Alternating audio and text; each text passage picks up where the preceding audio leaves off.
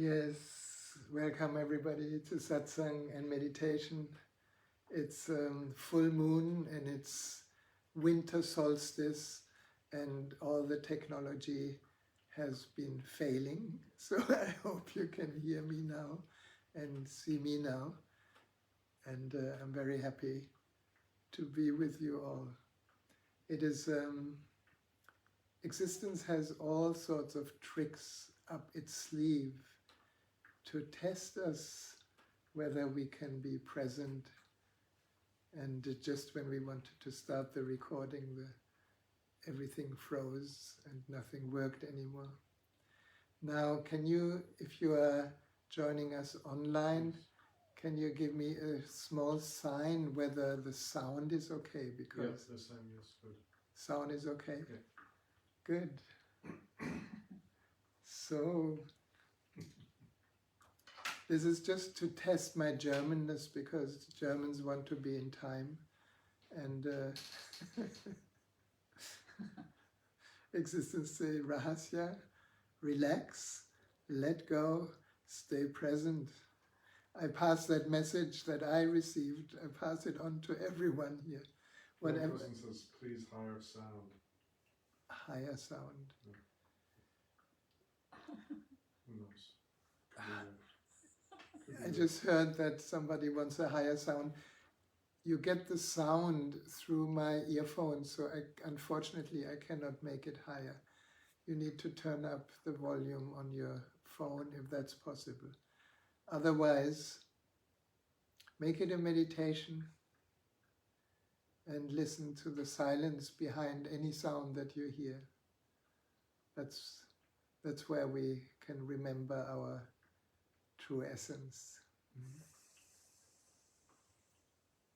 And I know, when I look around and when I listen to friends, many of our friends and many people around the world who are in deep distress and anxiety and helplessness and not knowing what the next moment or the next day brings, and we get somehow confronted with many things that we normally don't meet.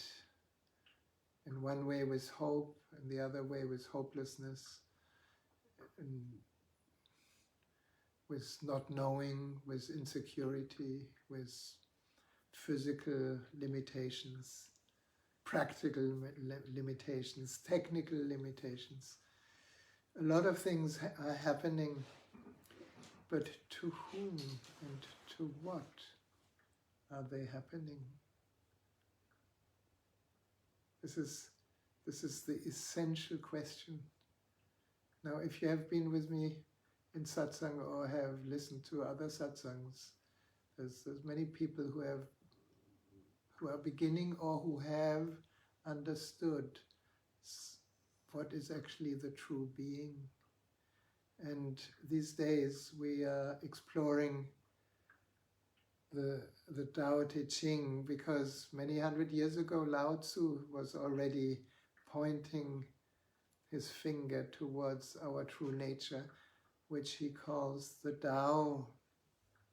And today I want to continue with his beautiful, simple writings that help the mind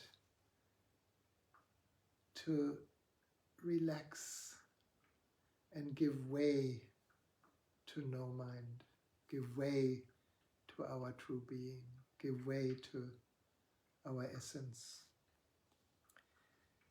Now, last time,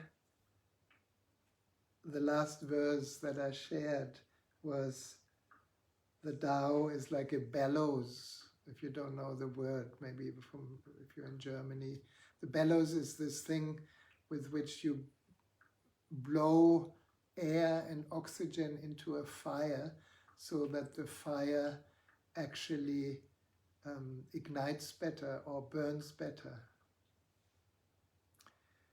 And the Tao is like a bellows. It is empty yet infinite capable. When you open the levers of the bellows, it's empty. it fills itself with emptiness or with something that you don't see, which is air. No? Yet it is infinitely capable. It's capable to ignite the fire. It's capable to make the fire burn strongly. And the more you use it, the more it produces, which means the more you pump oxygen into the fire, the more the fire burns. And then the more you talk of it, the less you understand.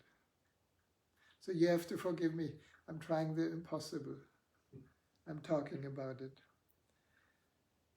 The last sentence, hold on to the center. This is the most important. You see, normally in day-to-day life, we just leave our center constantly by putting our attention on outward things, on people, on friends, on enemies, on things, on something that is outside of us. And this is why we miss what is too obvious, which Lao Tzu calls the Tao. We miss who we truly are, which is more definable through that which we are not. Does it make sense? Yeah, we are not the body, we are not the mind, we are not our feelings, we are not our emotions.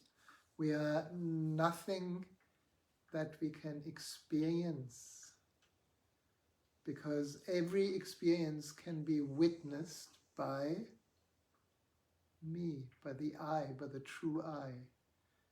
And this true I, Lao Tzu tries to explain in his own way, which is quite amazing because it's as relevant as ever. So he goes on, the Tao is called the Great Mother. Empty, yet inexhaustible, it gives birth to infinite worlds.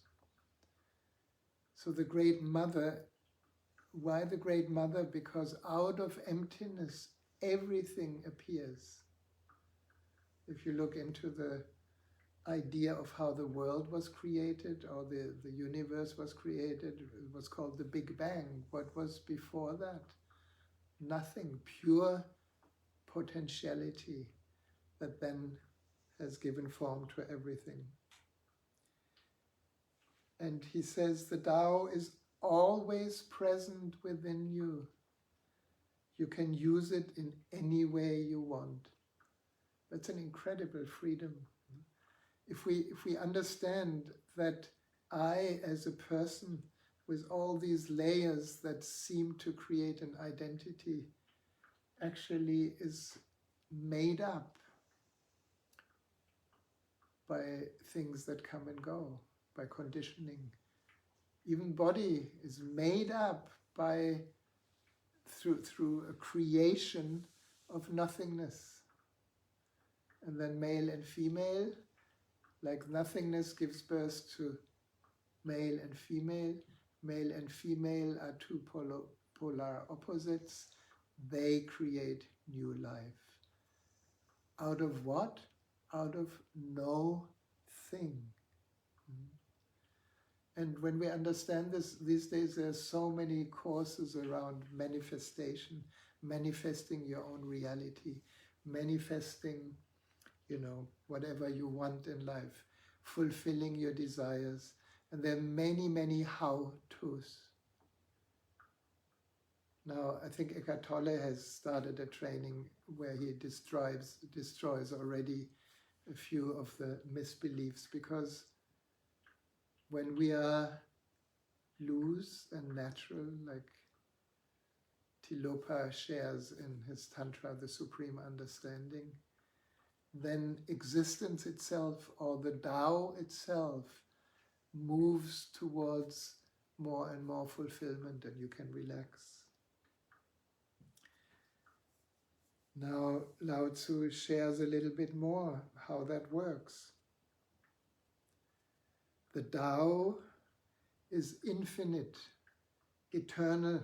And this is very difficult for our mind to understand because mind itself is finite. It consists of mind, of belief, of thoughts, of stories. Stories are not eternal. Mind is not eternal. It arises out of eternity. So he asks, why is the Tao eternal?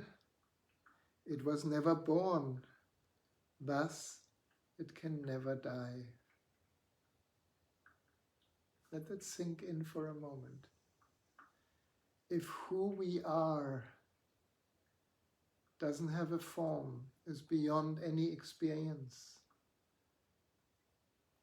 has no dimensions, has no objective qualities, then it must be infinite. Then it must have been there all the time. It took me so many years to understand why Osho wanted on his samadhi the words, never born, never died, only visited this planet from then to then. When I heard that, I said, this is such a nonsense. Of course he was born, and of course he died. And what he was referring to is his deepest nature, the infinite. And Lao Tzu continues, why is it infinite? It has no desires for itself.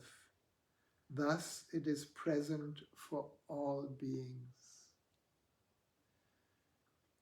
It is like space, it is like this room, it is like whatever surrounds us and permeates us that is not visible is always here.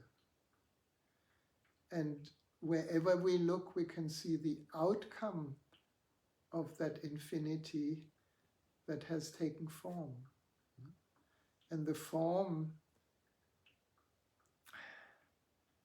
has any attribute that you want to give it. The form, we can call it good or evil, right or wrong, high or low, but all of it is held in infinite space.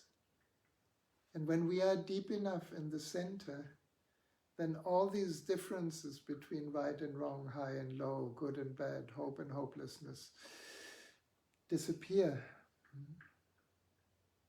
So the Tao has no desires for itself. Thus it is present for all beings, which means anything we are open to can manifest in our life. It's a very, very incredible situation. I don't know about you, but I think many here maybe had a dream to live like you are living right now. I had a dream to live near the ocean, to live in a warm country, to live in a place where there's a lot of nature, to live with friends and in beauty. Now, it took a while to manifest, but it manifested, and I feel many of us are incredibly privileged because I cannot say that I even desired exactly that. It just happened.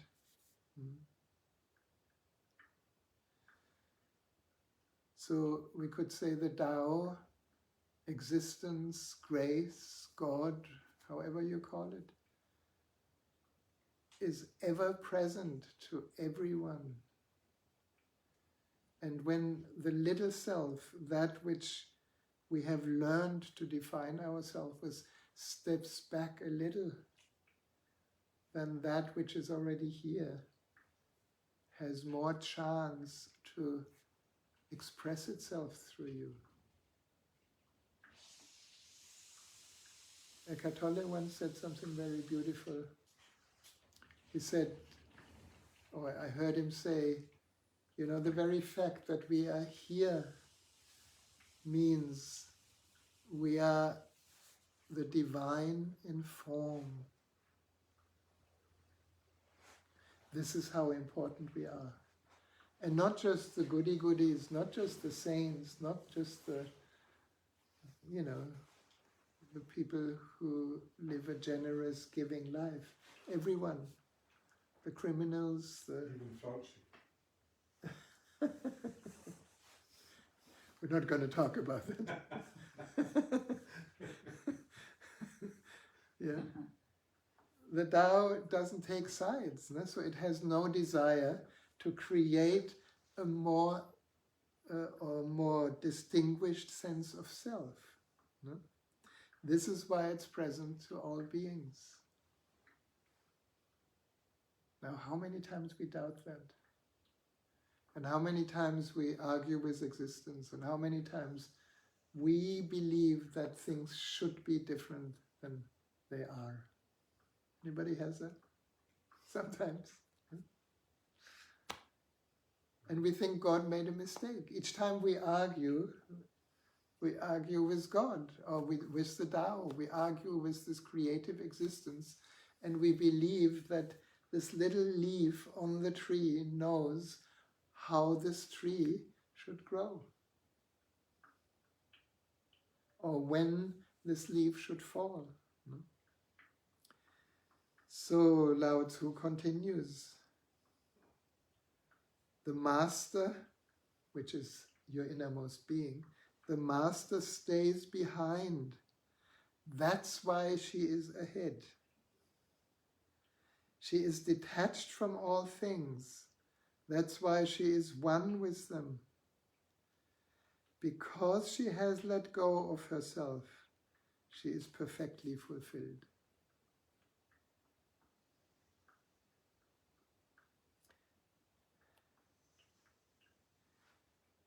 So, what is the master? That which is aware. Osho talked a lot about the witness. That which is witnessing every experience, we call the master. He says the master stays behind. If you really look, that which witnesses is always here, behind every action. Even when you're unconscious, you are witnessing an unconscious act.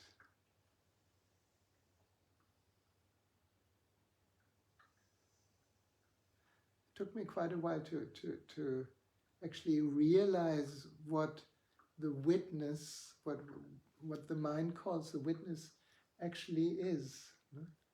Because in my practice, in my meditation practice, for so many years, I tried so hard to watch myself, to watch every action, to watch when I'm eating, to watch when I'm walking. And I don't know, anybody tried that? After 2 or 3 minutes, you forget. Because the mind kind of comes in. And then you argue with yourself, oh, now I forgot, I should have been watching. And all the time you have been watching because you watched even the forgetfulness. Are you getting that? What a relief, isn't it? That means, Tilopa in the Song of Mahamudra, he says, be loose and natural, forget every effort. We are already in the hands of God. Everything unfolds so much better without a separate you. The Tao is already living through you. So the master stays behind, which means witnessing is always in the background. This is why she is ahead.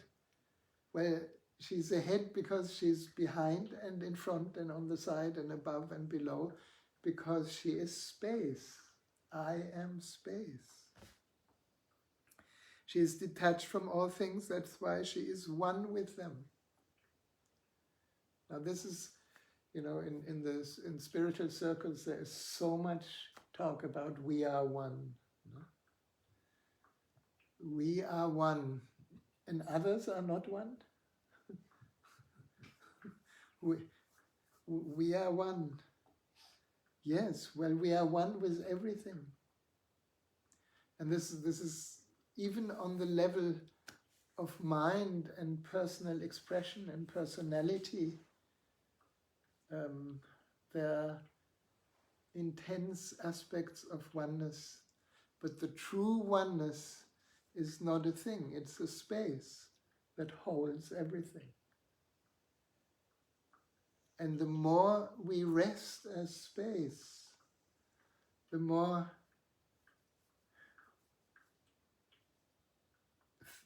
things that we label as something wrong or difficult or unacceptable, where we have resistance, begin to melt as they are being held in the oneness. And the strange thing is, in that there's transformation. Many years ago in Pune, we were exploring power because our own community was kind of caught in such power trips in Oregon. You may have heard about it or not. And we were deeply exploring with a beautiful teacher called Vadud at the time. And we developed a group called the Power Group, Cutting Through Power Trips. And we were exploring, well, what are power trips? Power trips are basically the need of the mind to find a sense of self that is separate from other selves, called the ego. And ego power trips, you just watch the news, it's only power trips, are made of what? Of comparison. Anybody compares? Of judgments. Anybody judges?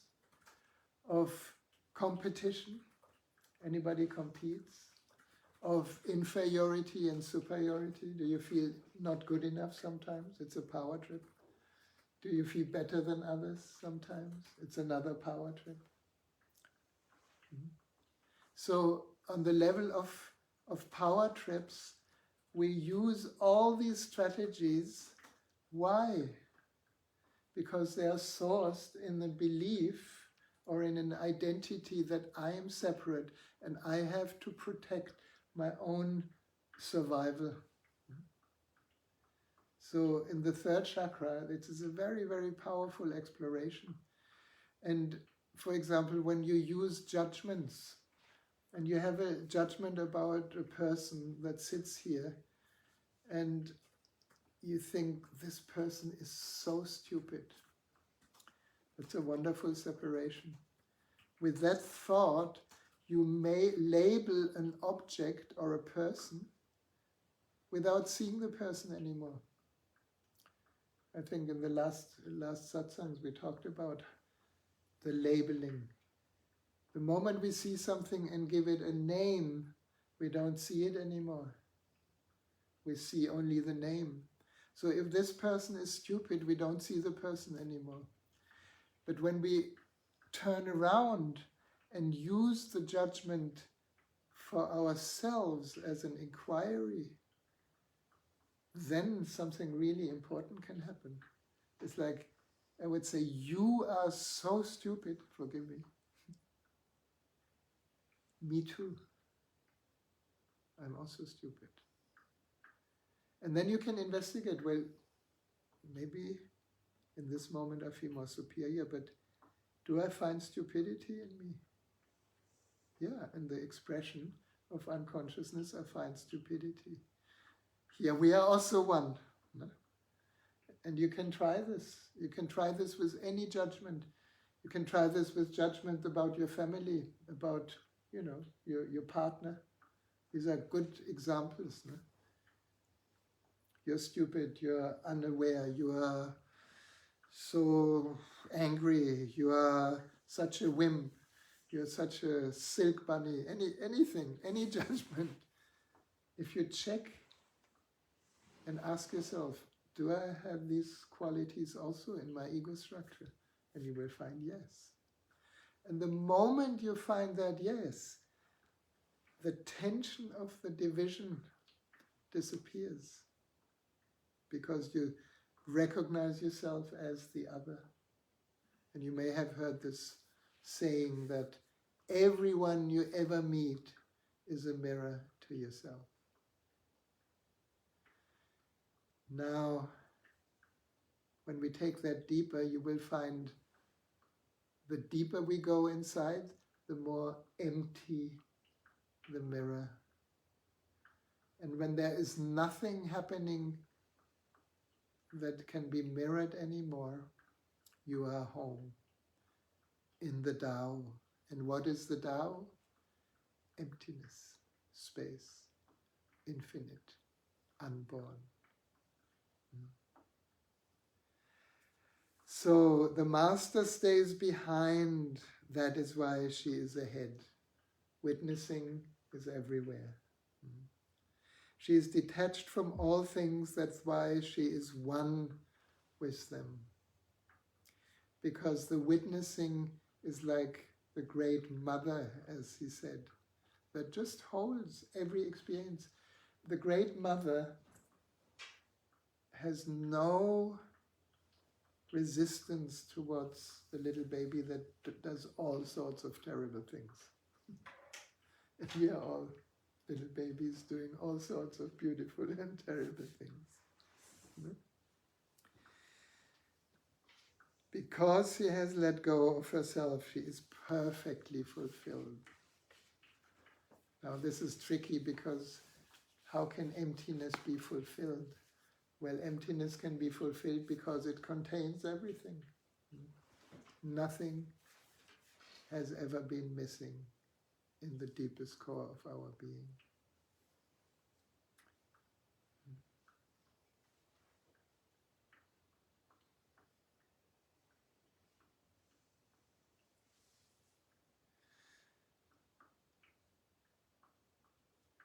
Just feel that for a moment.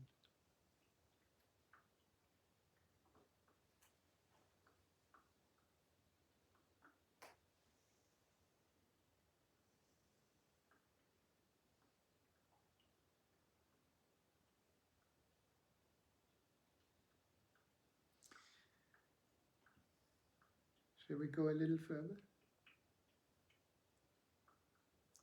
The supreme good is like water, which nourishes all things without trying to. It is content with the low places that people disdain. Thus it is like the Tao. So now Lao Tzu tries to kind of help our mind to catch up.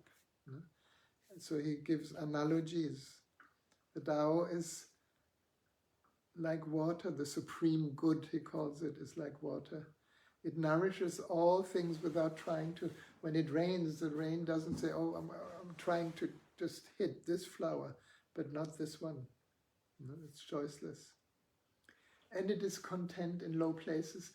Water always follows gravity and accumulates. where people disdain these low places because they don't understand. Thus, it is like the Tao. So now he tries to kind of translate that in how we possibly could live our lives, in giving some hints. In dwelling, live close to the ground. Thanks God, here in Australia, for many people it's still possible, no? Because it's such a big country. But how many millions of people live above the ground in skyscrapers, ungrounded? In thinking, keep to the simple. How much do we like and love complicated stories? Life is very simple. What is, is. So in thinking, keep to the simple. In conflict, be fair and generous. Good luck. That's, of course, the end of conflict. Now, just recently, a friend had, met somebody who was yelling at her very strongly. And she's a very awakened person, so she was so present in that moment that there was just space, no resistance to the yelling. So we could say she was fair and generous. And the yelling immediately stopped because there was no resistance to the energy that was coming. In governing, don't try to control. So now he goes really into day-to-day life. When you are in a governing position as a teacher, as a boss of a company, as a kind of superior in some employment, don't try to control. Because the moment you control, you are actually moving out from your center and acting from your personality and from the fear of something going wrong. In work, do what you enjoy. And in family life, be completely present. So these are just all hints that can be so misunderstood because we are so used to be trained into how to behave. Since childhood we were told, behave like this, don't behave like that. So when we hear Lao Tzu speaking, live close to the ground, our mind immediately creates an ideal. This is how things should be, and if you don't live close to the ground, you are mistaken. That's not what he means. He's just helping to allow what would be a natural flow of the Tao to express itself in form. In thinking, keep to the simple.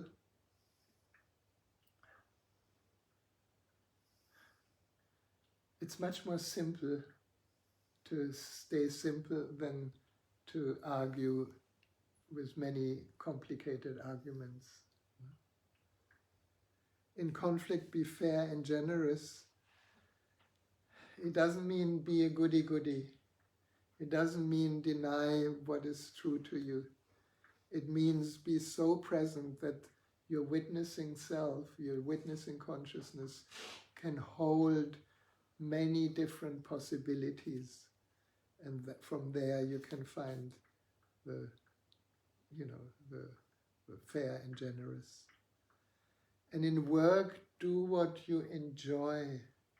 Now, some of you that hear that will probably get a little bit pissed off because you are in a job that you may not enjoy, or you are in a family situation that you may not enjoy. And then you will find something wrong in the outer situation. How I understand it, in work, do what you enjoy means enjoy what you do. If you can change what you do because you have an inclination to follow another path and it's possible, do it. But if it's not possible, enjoy what you do.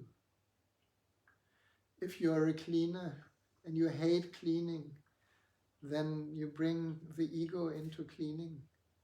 If you bring joy into cleaning, which means presence, you enjoy cleaning. In family life, be completely present. I like that.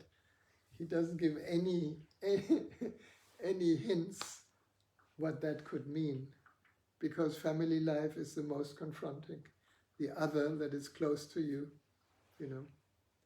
is still the other until you're completely melted with each other. But when you can be present, then true presences can meet.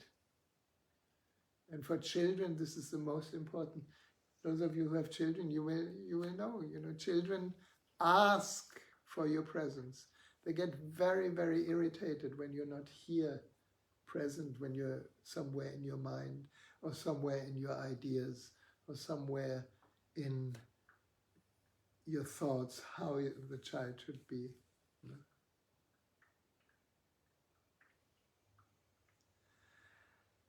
when you are content to simply be yourself and don't compare or compete, everybody will respect you. Now, how much energy we're spending to ask for respect, to ask for acknowledgement, to ask for being seen. And our energy is out, and we are actually beggars wanting respect. But when you are content to simply be yourself,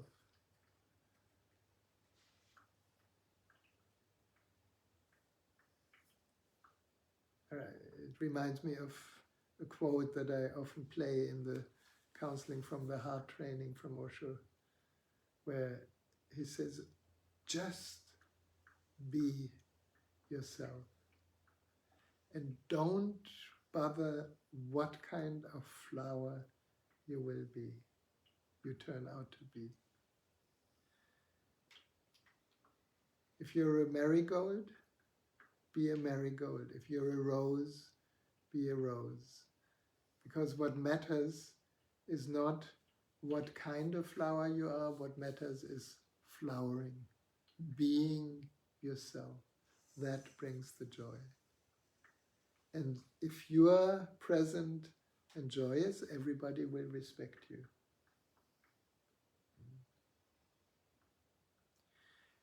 Everybody will respect you because you are in no need of respect. Because you are just loose and natural, you simply be yourself. And then Lao Tzu keeps going around the ego, where he describes what ego could be, that which creates suffering. Fill your bowl to the brim and it will spill. Keep sharpening your knife and it will blunt. Chase after money and security and your heart will never unclench. Care about people's approval and you will be their prisoner. Isn't that incredible? Hundreds of years ago, this is as relevant as today. It reminds me of a saying that I heard from Byron Katie, who said, I have only one prayer. Oh Lord, save me from looking for approval from others.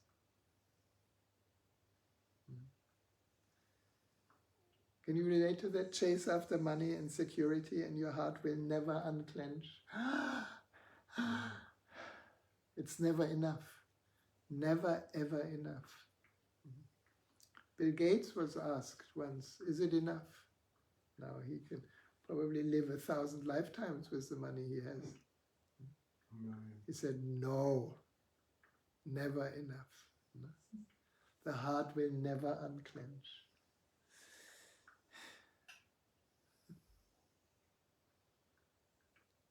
It reminds me, in the moment, Melly and I, we are watching a series called Suits, and it is kind of the absolute super, how to say,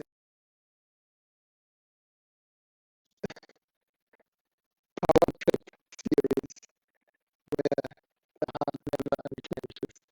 There's always, it's always about winning, it's always about putting each other down, it's always about being the best, it's always about finding new tricks to cheat the other.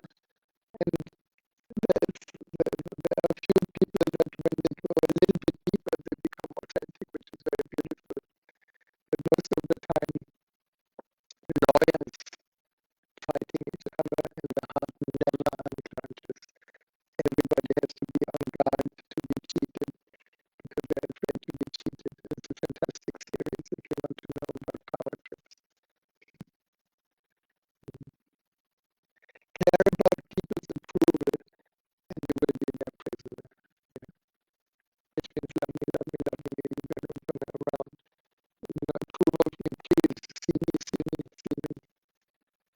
time to drop that. And Lao Tzu has a good proposition. Do your work, then step back. The only path to serenity. Which means don't be concerned with the outcome of your work. Do your work, which means enjoy it, be present to it, whatever you're doing in the moment, resting, working, achieving. Do your work and then step back. Don't forget to step back, to just let the goal go. The goal, you may reach one goal and then immediately the next goal is there, and the next goal. And most of us live basically in the next moment. The next moment is promising to give something that this moment is not giving, and that may never happen. So do your work and step back. Yeah. Okay, sounds wrong. Oh, okay, it's wobbly. Okay, so I need to have a little moment and check the other mic. Give me a moment.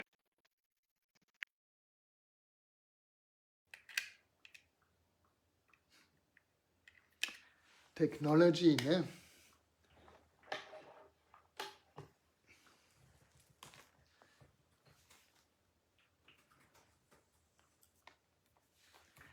Thank you for whoever is giving the feedback. We are trying our best.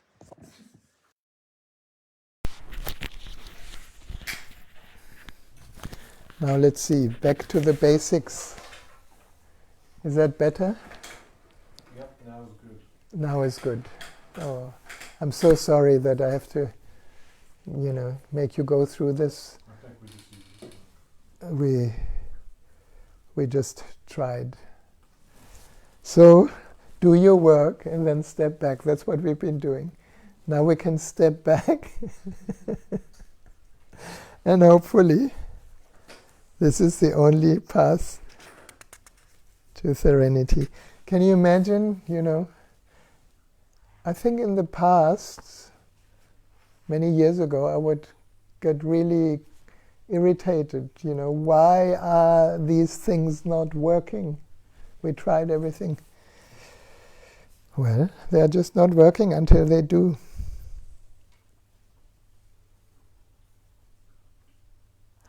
I think it's enough. I think we have filled the bowl to the brim. It will spill over.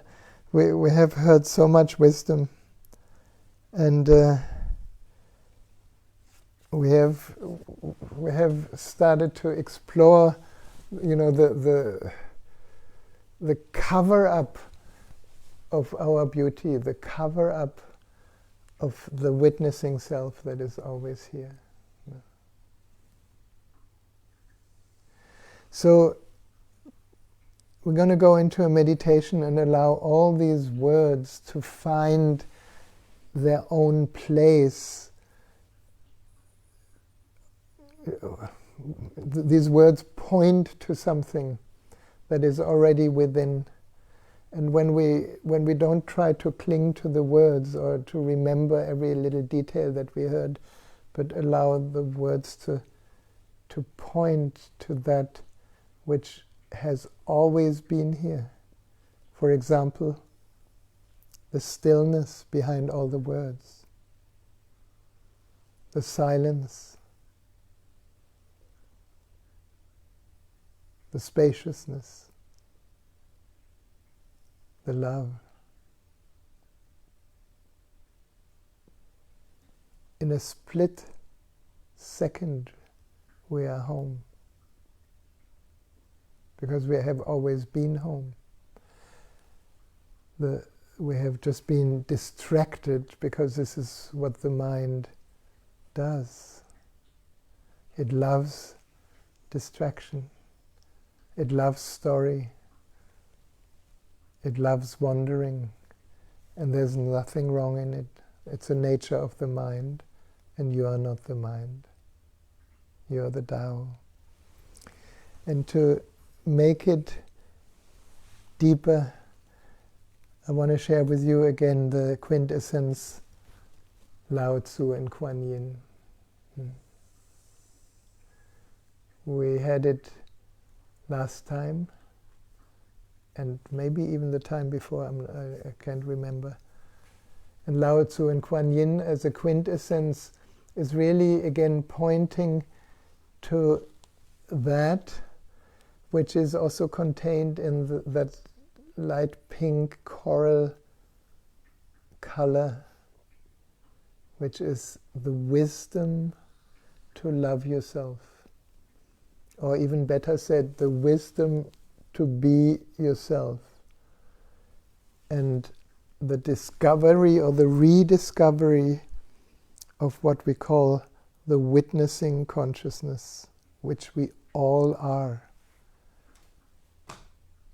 Everything that ever happened can only happen in who we are, in consciousness itself. So in a moment I'm going to come around and give you a few drops of Lao Tzu and Kuan Yin, and when you receive them, rub them into your wrists. And if you don't have the quintessence at home, just allow the guidance to take you inwards into that which we call awareness from the male perspective, which we call love from the female perspective. So if you could all stand up, make your left wrist available.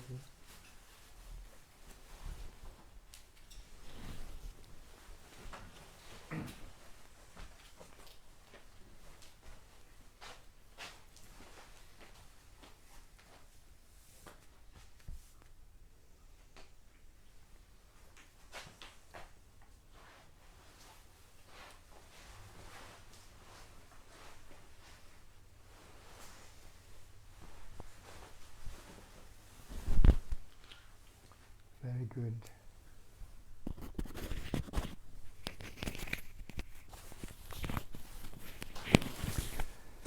Now you can raise your arms high above the head.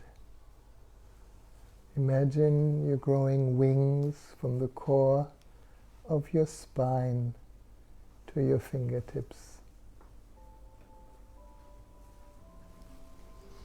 And as you're opening into that space and allowing your wings of love and presence to open and close above the crown, crossing over at the midline of the body, bringing the quality of love and awareness into all the layers of your aura. In the opening to the infinite sky without, in the embracing the infinite sky within.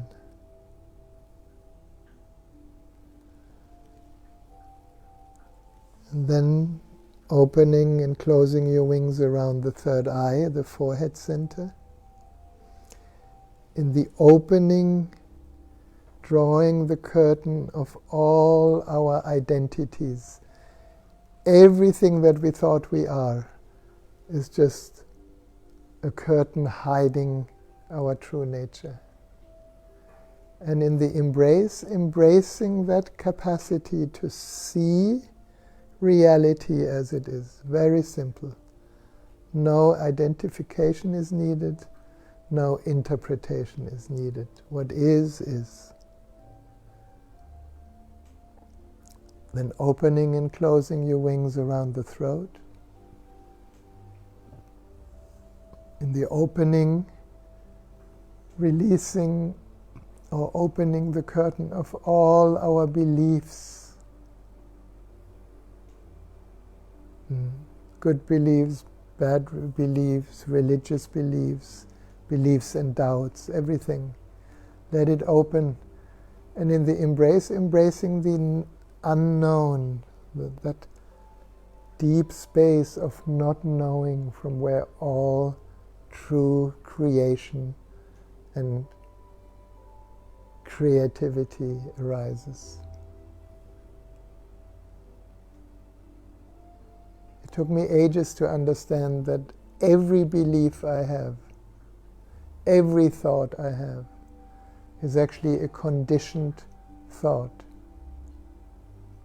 It has been thought many times before. It is through conditioning, social conditioning, family conditioning, national conditioning. And deeper than that, I am not my thoughts. I'm that which is aware of thoughts. Then opening and closing around the heart. In the opening, letting go or opening the curtain of our ideals and shoulds, these conditioned reflexes that we have learned by following an authority, because we thought the other, which to a certain extent at the beginning of our life was true, the other knows more than I do. The other knows what I need better than I do. That created all the ideals that later in life became hindrances. Because behind every should is a should not, a shadow. And how many times have our heart clenched because we were afraid or are afraid of the shadow? Now allow your wings to rest over your heart for a moment, absorbing the quality of Lao Tzu and Kuan Yin deep in the silence of the heart.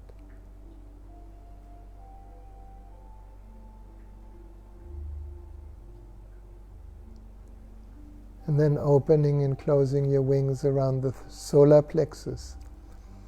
Here we can take off the armor of protection, all our power trips. Lay them down in the opening of your wings. And in the embrace, embracing your absolute uniqueness. As form, as a person, there is no one like you in the whole universe. So honoring that incredible inventiveness and creativity of the universe, of the Tao, that has given form just to you. And the joy of it. And then opening and closing around the second chakra, the lower belly. In the opening, daring to open all your wounds, all your emotional holdings, all these things that we normally try to hide because we are too shy, all the trauma, just let it open. Open to the sky, to the sun, to the rain. This whole existence, the Tao, is a huge healing force. If it can give us life, it can heal any wound that we may have acquired during our lifetime. And then embracing the first chakra in the opening to that miracle of aliveness in the body. In the embrace, embracing this body as the temple of the divine, along the legs, all the way down, connecting with Mother Earth and letting go. Dare for a moment to be empty. Let go of everything you know, all stories, all beliefs, all identifications. Dare to be empty, to be nobody, to be nothing. And what remains is who you truly are. Be that.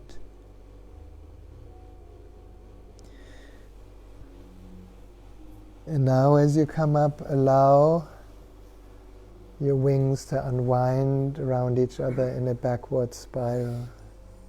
It's like releasing any residues of the holding fibers of the mind. So for a moment we can stand or sit open, wonderfully held by the Divine Mother of the Tao.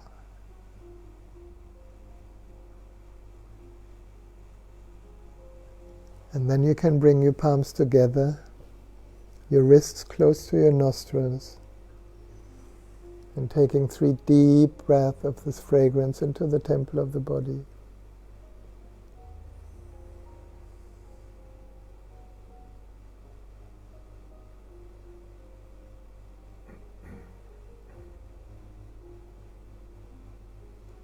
And in that gesture of Namaste, you may want to bow down to yourself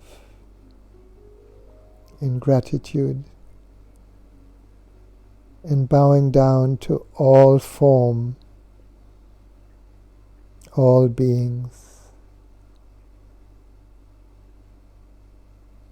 Namaste.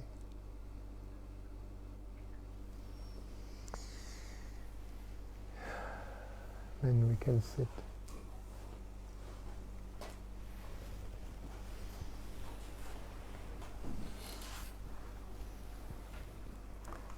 I want to dedicate the light of the candle today to the supreme understanding of the Tao.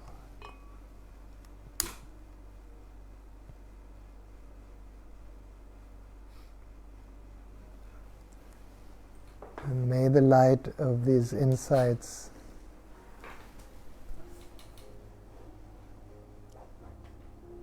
light so many other candles around the world, lighten up so many other beings around the world.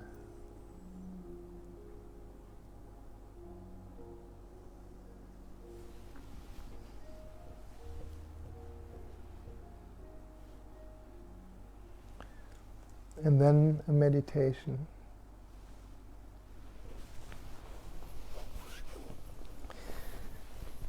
You can sit silently, close your eyes, sitting with your spine upright, relaxed,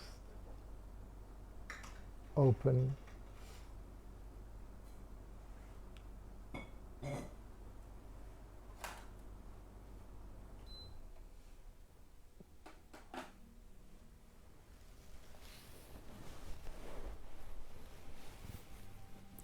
Allowing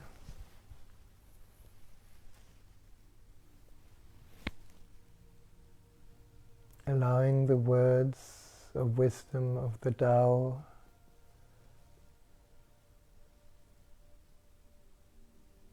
to take us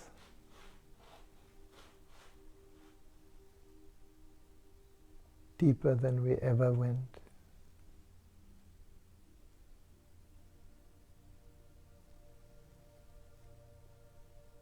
In meditation, you may remember we are not going anywhere, we are not achieving anything, we are not even practicing. Any practice is called practice because it has a subtle goal. We are the goal. We are the Tao.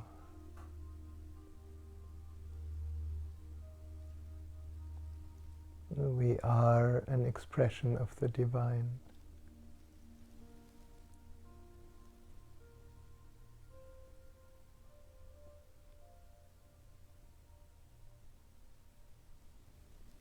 As we're sitting here, just to give the mind a little task. We can bring our attention to the heart center, to the center of your chest.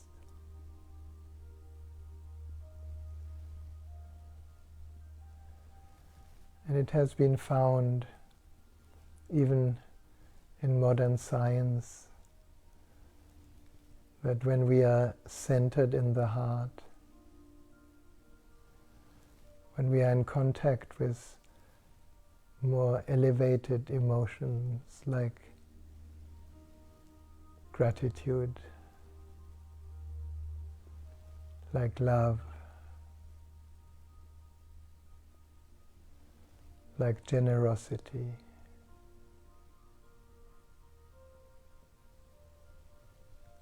like openness,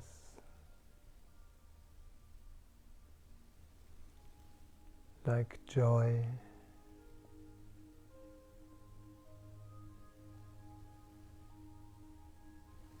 we will find that as we are meditating together as a group of people, the energy field of presence and love is naturally expanding. It is expanding beyond the room we are sitting in. It is expanding beyond any limitations of society, of race, of nationality. Even practically in this Zoom gathering, we are naturally forming a net of presence and love around the world.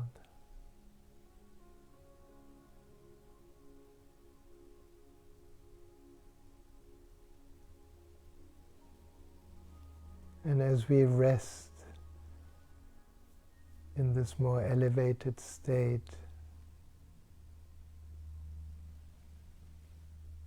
that we can even support through benevolent thoughts, any thought of anybody or anything that may evoke gratitude in you. Maybe gratitude to your family or to your master. Maybe gratitude to your life situation. Maybe gratitude to this incredible miracle of having a body, of having a voice.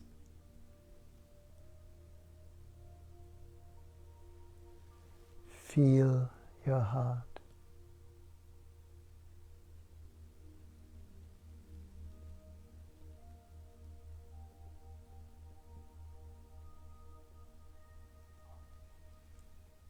When we are in heart coherence,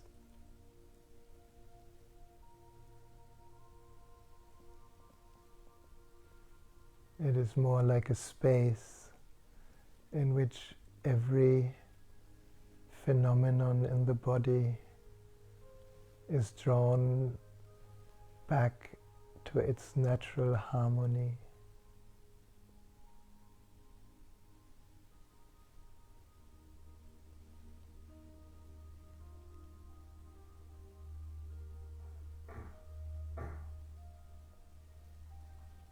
We could call meditation something like quantum healing.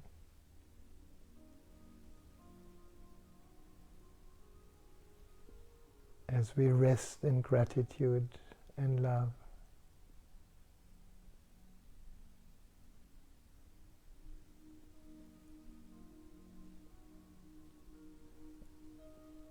we are like antennas creating an energy field that can hold anyone.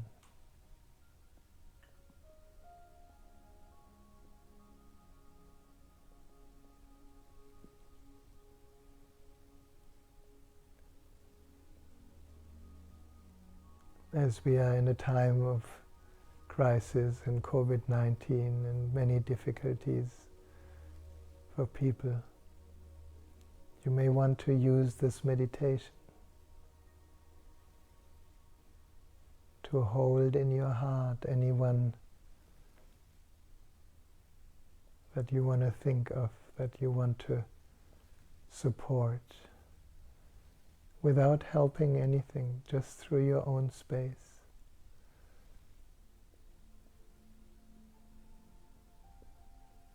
Just through the joy of being you.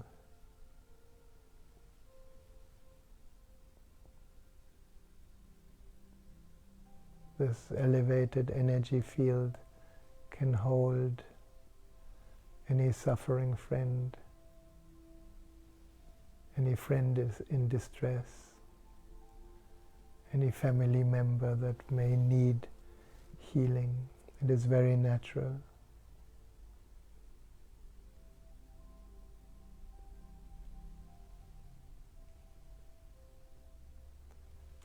While each out-breath can take us deeper and deeper into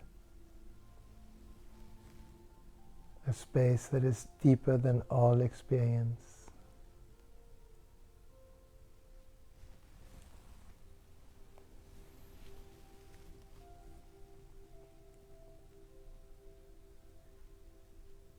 And we can rest here as each out-breath takes us deeper. We will sit for a while, maybe around 15 minutes.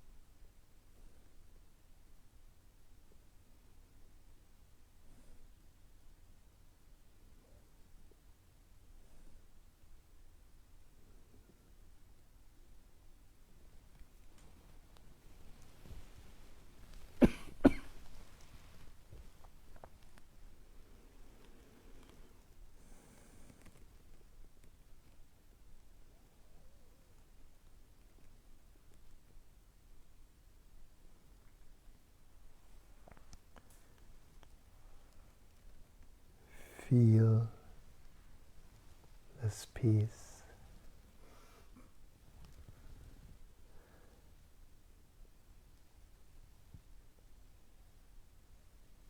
It is not created, it has always been here, waiting to be unveiled.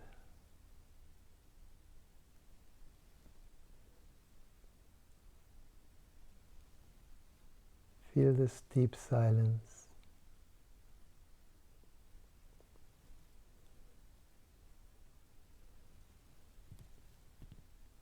It has always been here, behind every sound.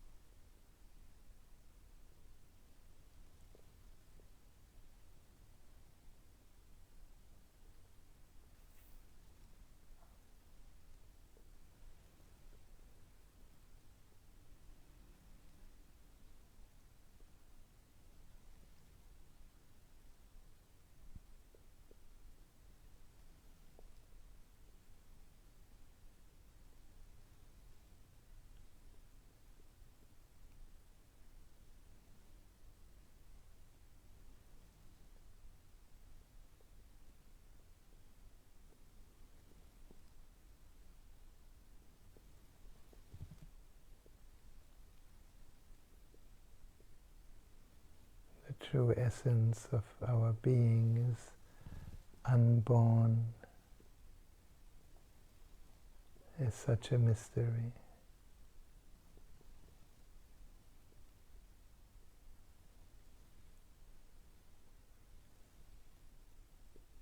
In Japan, the Zen master asks the student,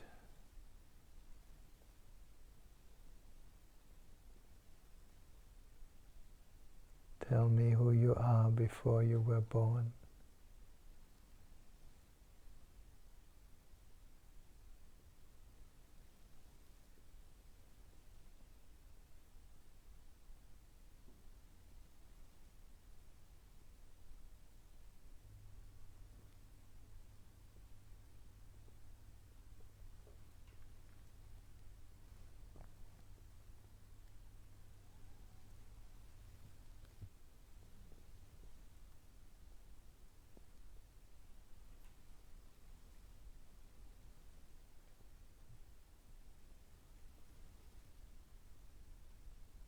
Perhaps you have a sense that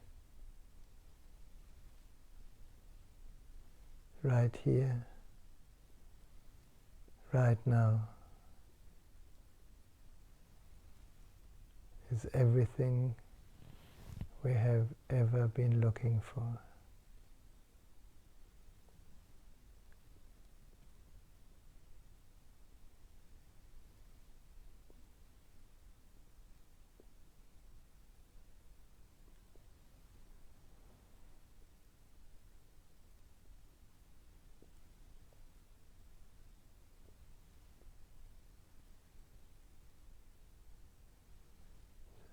Sitting silently,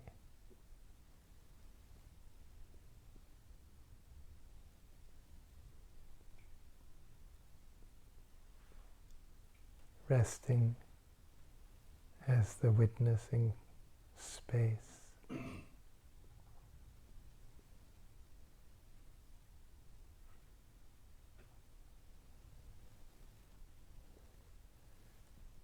Knowing very clearly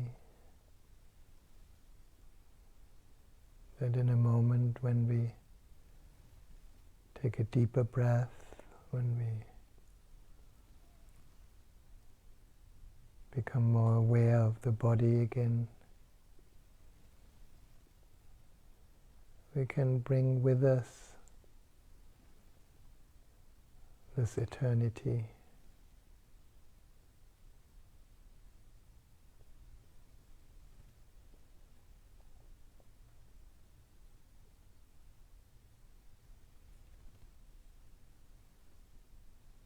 And perhaps we have a little bit more distance to whatever happens in this wondrous life.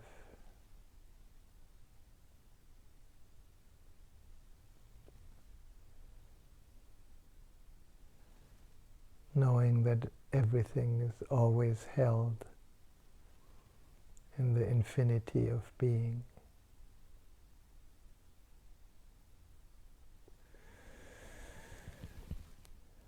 So we can take a deeper breath, feeling the body again.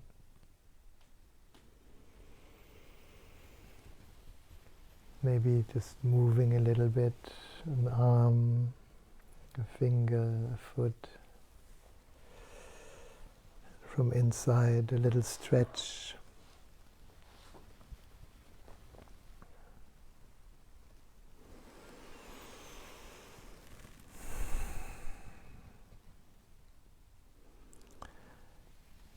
And in a moment when we open the eyes,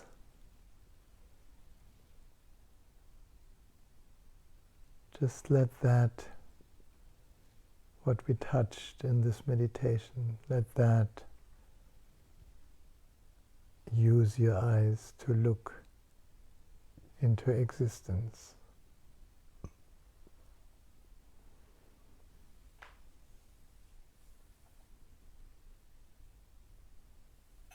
So you can allow your eyes to open now.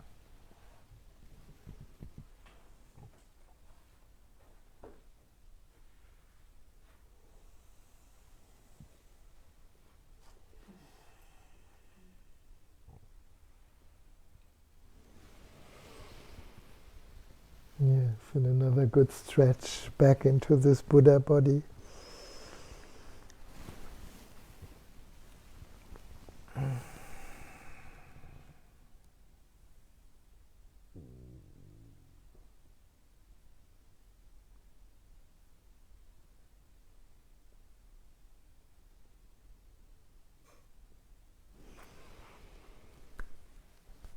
Thank you. Thank you for being here. Thank you for being with us and sharing this precious space. We will have another satsang next Friday, and on the coming Tuesday we have a meditation in the Temple Byron, and we will try to again make it Facebook Live. I have to apologize for the difficulty with sounds. We've been trying things, and it seems the microphone seems to be the best way for you to hear us. So Temple Byron, we will go deeper into the Tao and using Lao Tzu's kind of timeless wisdom to penetrate deeper and deeper into the mystery of being. So tune in. It will be, we will start around 6:30 in Temple Byron Tuesday evening. And next Friday, satsang here in this wonderful, beautiful space with wonderful friends. Rahasya, would you mind mentioning that it will come through on the Facebook Byron Bay Meditation Centre platform? If you want to join us on Tuesday, Greg just told me you have to go into Facebook Byron Bay Meditation Center, and there you will find the live streaming of that evening meditation. So be well, and thank you for being part of this wonderful worldwide Sangha. Namaste, and Om Shanti, Shanti, Shanti.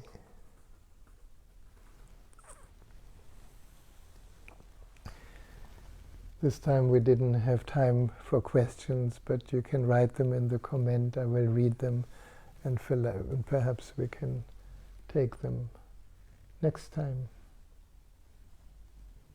if tomorrow ever comes. Thank you.